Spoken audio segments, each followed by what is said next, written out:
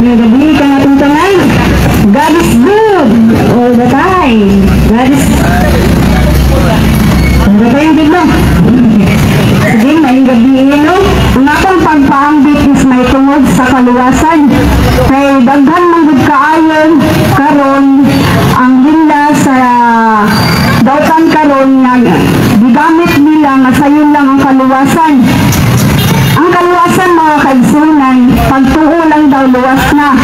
O pagdawat sa atong Ginoong Kristo, luwas na.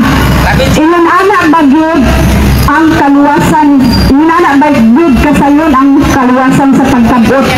Mga kaigsunan, dagan kay karon nga tuuhan lang as Lord and Savior or personal and Savior sa imong kinabuhi si Lord Jesus maluwas na. O ang maong kaluwasan ang ilang gipasabot mga kaigsunan kadtong pagkamatay sa atong Ginoong Kristo sa krus. O dili na daw gikinahanglan ang pagbuhat o matarong kay luwas na daw tanan.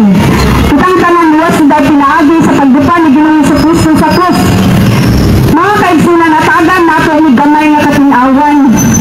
Kay basid maginlata sa tudlo sa uban nga panisalaag sa pundok nga katawan nga gitukod sa atong Ginoong Kristo.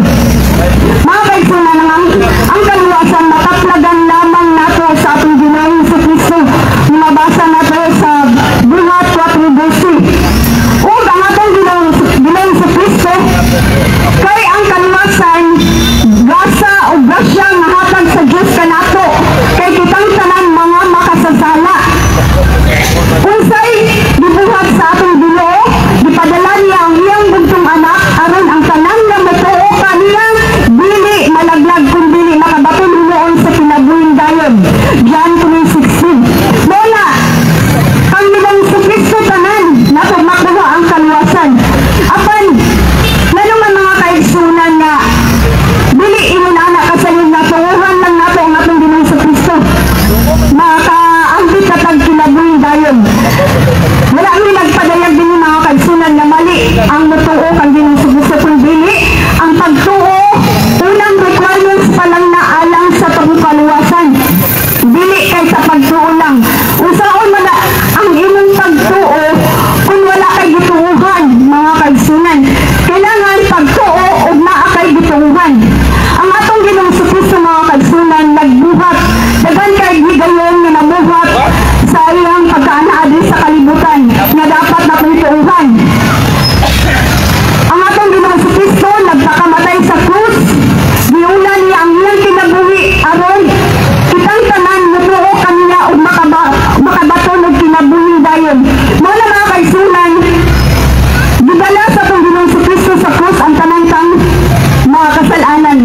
Then after sa pagpasaka sa atong Ginoong Kristo, gibiyaan na ta mga kaigsunan, nagpadayon man tag pagpakasala. Nakasala man ta. Muna mubuhat ta. Unsa man atong buhaton mga kaigsunan nga dapat na tutuhan. Ang mga gibuhat ni Ginoong Kristo.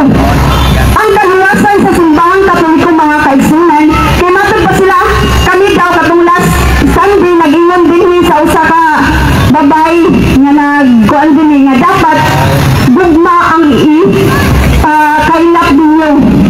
Kay ang amo daw gibuhat din pagpasalaag sa katawhan sa Ginoo. Mga kaigsunan, isa na among gikuptan ang gugma sa among Ginoong Kristo. Nganong nagsangyaw ni diri karon kay tungod sa among gugma sa among Ginoong Kristo. Kung naigugma ta kang Ginoong Kristo, higugmaon pud nato ang iyang gibuhat. Kung naigugma ta kang Ginoong Kristo, magpasakop ta sa iyang simbahan nga gitukod. Kung naigugma ta kang Ginoong Kristo, tuuhan nato ang iyang gipadala. Wala ang kaluwasan mga kaigsunan, dili lang kay sa pagtuo lang.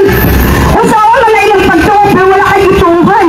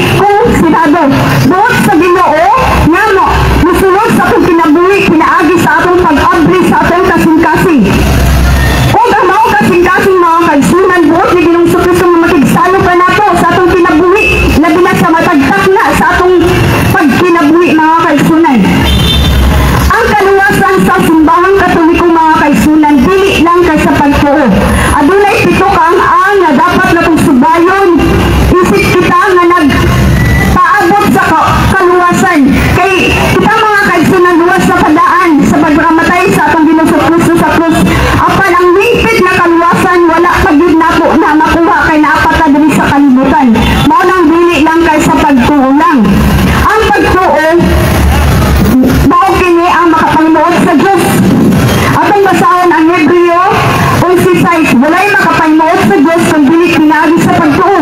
Kaya ang muduo sa Diyos kinahanglan gayud nga matuo nga adunay Diyos ug gantihan niya ang nangita kaniya. Mao na mga kaigsunan pagtuo. Unang requirements pa lang natong mga Katoliko o mga katauhan. Unang requirements lang na dili lang kay diha taman. Ikaduha mga kaigsunan, paghinusong. Ikaduhang ang sa pagpatubo kung saan na to ang pagkinabuhi aron nga makabot na to ang pilpit na kaluwasan. So, ang katong gibuhat ni Ginoong Jesucristo nakaambit ang kaluwasan pero ang kahingitan kinatamanta sa kalibutan ato pa ng paningkamutan sa atong matag-adlaw sa kinabuhi. Dahil ikaduha paghinusong. Nasayit lang kitang mga kaigsunan nga kitang tanan makasasala o walay tao nga mga walay sala. Mao nang maghinusol kita sa tinuray na po nga paghinusol o gipamag-o na to itong pagalingon sa Ginoo aron nga makasulod ang Ginoo sa itong kinabuhi kinud-anay kita nga muduol ug magpamag-o kaniya kaya diya mabasa mga kaigsunan muduol kung linog na bagyo na ang pinaka-worst lang diya lang ta makasampit og Ginoo kung naanay trahedya. Kailangan maghinusol kita o takos nga sa pagsampit nimo sa Ginoo na ay muna ang Ginoo sa iyong kinabuhi. Dili lang kay nagsampit ka karon pero unya pag wala na katalagman, wala na. Pag hinusol mga kaigsunan sa tinuod nimo nga paghinusol aron ta tabangan sa Ginoo. Sa buhat wis kay gusuloy busa paghinusol kamo og balik na sa Dios aron papason niya ang inyong mga sala kung himuon ninyo kini. Mga kaigsunan, kailangan maghinusol gayud kita. Kay miskin unsa kadagtong ang atong sala, kaya papupiyon sa Ginoo kung ikaw tunod-anay nga moduol ug balik sa atong Ginoo. Ayaw kita magpakatiga mga kaigsunan kay kita ang nanginahanglan sa Ginoo, dili ang Ginoo may kaduolon nato.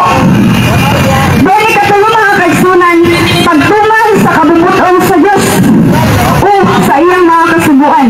Dili paigo ang pagtuo lang, kinahanglan usab ang gugma nga nagbuhat. Muna mga kaigsunan, pagtuo o nagbuhat ka pinaagi sa gugma. Kaya kapala sa itong napulo kasugo mga kaigsunan, na dili pa enough. Gani, makainom ka nga dili pa enough ang napulo kasugo para maluwas na ang tao. Kaya niingon ang Ginoo sa usa ka dato. Nay nangutana nga dato, Ginoo unsaon man nako pagbuhat aron ako nga makaadto sa gingharian sa langit. Unsa giingon ni Ginoong Jesucristo? Ayaw panapaw, ayaw pagpatay, pangura ang inyong ginikanan, ang napulo kasugo gani naman. Pero unsa giingon ni Ginoong Jesucristo sa Mateo 19:16, hangtod na man mga kaigsunan, unsa giingon ni Ginoong Jesucristo? Nag-ingon siya, ang ingon ang dato, gibuhat ko naman na ang tanan, Ginoo. Kung sa pa'y angay kong buhaton, namang dili pa mag-enough ang napulo kasugo mga kaigsunan. Wala ang kaluwasan dili kay pagtuon lang. Gani ang napulo kasugo, dili pa gani siya enough para maluwas. Kung sa gingon ni Ginoong Jesucristo, lakaw, ibaligya ang imong mga kabtangan o ihatag sa mga kabus. Og sunod diri ka nako. Wala mga kaigsunan, ang napulo kasugo, ang wala kanyad ko mga kaigsunan, gugma. Wala ni anli sa Ginoong Jesucristo nga mabasa nato sa Mateo 5:17, wala akong muanli ni inyong kalibutan na aron sa pagwagtang sa mga kasugoan ni Moises, kundi sa paghatag sa saktong kahulugan. Sabot pa sa pag-ani ni Ginoong Jesucristo ang napulo kasugo, di hatagan og saktong kahulugan na mubuhat kita pinaagi sa gugma. Wala mga kaigsunan, dili lang tayo sa pagtuog, dawat lang sa pang Ginoong Jesucristo maluwasa. Upat mga kaigsunan kay daghan pa kay mamumulong. Pag kinabuhi sa grasya sa Dios. Mali mga kaigsunan, pag kinabuhi sa grasya sa Dios, unsa man ang grasya sa atong Ginoong Jesucristo nga gibuhat nga dapat atong tuuhan. Ang pag-ulas sa iyong pagalingon nga ni kanato aron kita nga makabaton og kinabuhi walay katapusan. Ang 7 sakramento mao